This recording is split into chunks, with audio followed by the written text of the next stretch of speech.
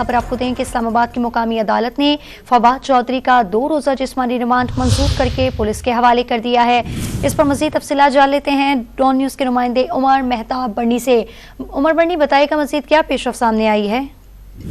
جی بالکل، سابق وفاقی وزیر فواد چودھری کو 2 روزہ جسمانی ریمانڈ پر پولیس کے حوالے کرنے کا حکم جو ہے وہ سنایا ہے۔ ڈیوٹی مجسٹریٹ عباس شاہ کی جانب سے جو ہے یہ حکم سنایا گیا ہے۔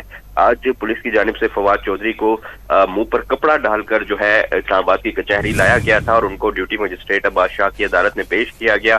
دوران سماعت پولیس کی جانب سے عدالت کو بتایا گیا کہ فواد چودھری کو ظہیر نامی شہری کی ایف آئی آر پہ جو ہے وہ گرفتار کیا گیا ہے۔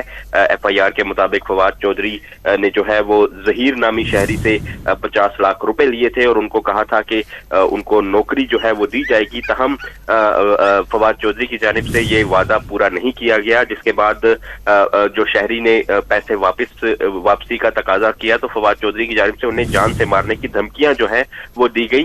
عدالت سے جو ہے وہ 5 روزہ جسمانی ریمانڈ کی استدعا کی گئی تھی، جبکہ دوسری جانب فواد چودھری نے موقف اپنایا کہ میں سابق وزیر اور سپریم کورٹ کا وکیل ہوں، تضحیک آمیز رویے کے ساتھ مجھے عدالت میں پیش کیا گیا ہے اور جس سے بھی میں نے 50 لاکھ روپے لیے تھے وہ شخص بھی ابھی تک مقدمے میں کچہری نہیں آیا۔